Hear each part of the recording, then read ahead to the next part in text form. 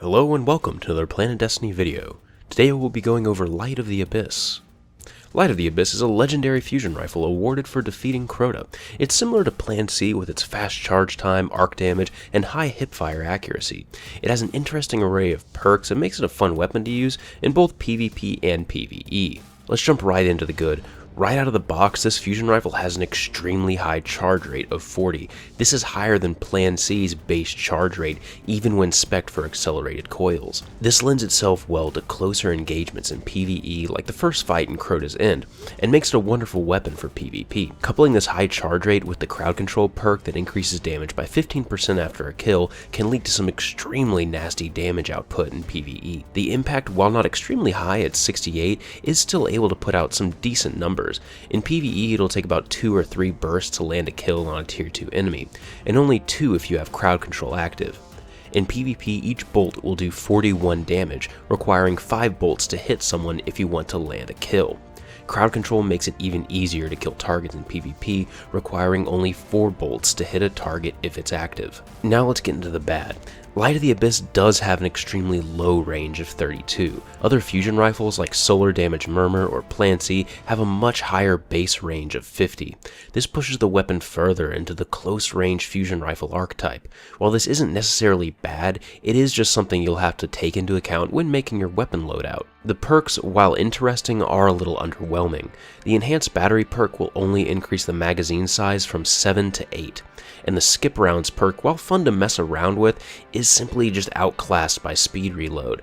It is interesting to be able to ricochet rounds off surfaces, but it really isn't practical since the physics are a bit difficult to predict. Cosmetic-wise, Light of the Abyss is similar to the other weapons from Crota's End. Various bones and other hive-looking bits grow out of the weapon.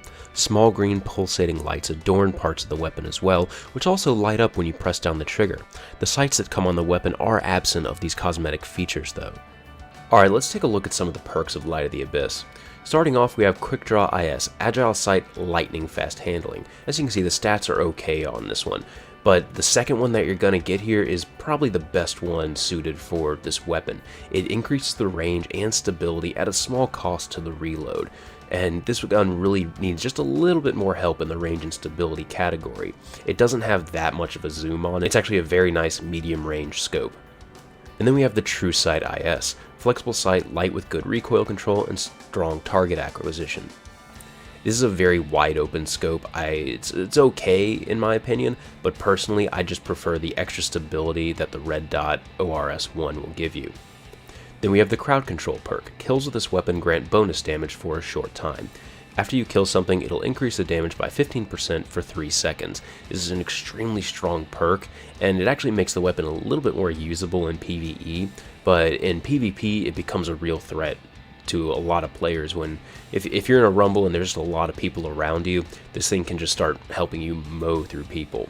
Here's the skip rounds. I've never really noticed the added mass slowing down weapon handling before on any of the weapons that this type of perk is supposed to do. Personally though, the extreme density allows you to carry more rounds in reserve. It only lets you carry 1 more round, just so we're clear. And the ceramic parts that are supposed to ricochet, they are extremely fun to mess around with. I do like speccing this from time to time and just seeing if I can hit stuff from around a corner by ricocheting it off a wall.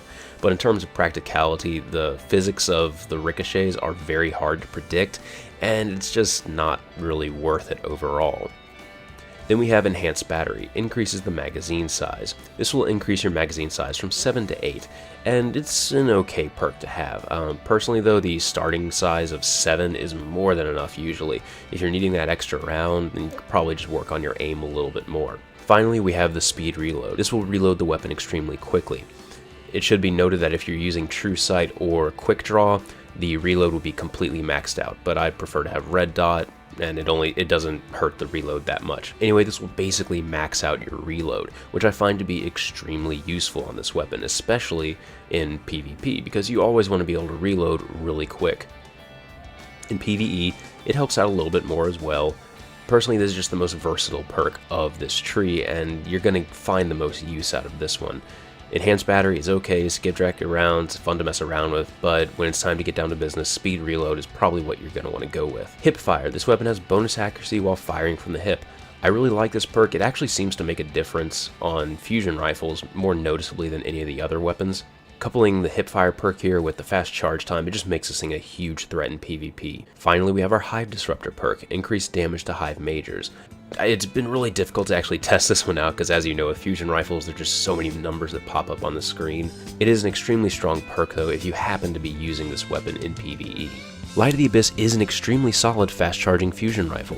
Its use in PvE is a bit limited though, as most encounters are going to be slightly outside of its optimal range, but it really does find a home in PvP. The fast charge time coupled with hipfire and decent stability really makes this fusion rifle a threat in the smaller arenas. Pretty much every player out there already has a MURMUR though, which is extremely close to Light of the Abyss in terms of stats.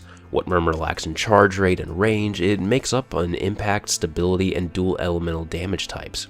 It ends up coming down to personal preference for which one you would use since they're just so similar. If you end up getting Light of the Abyss, I really wouldn't recommend spending the energies to maximize its attack. MURMUR is a better choice for a 331 fusion rifle since it just won't require radiant materials to fully upgrade. I hope you've enjoyed this video. This has been Patrick Casey with PlanetDestiny, your guide to the Destiny universe.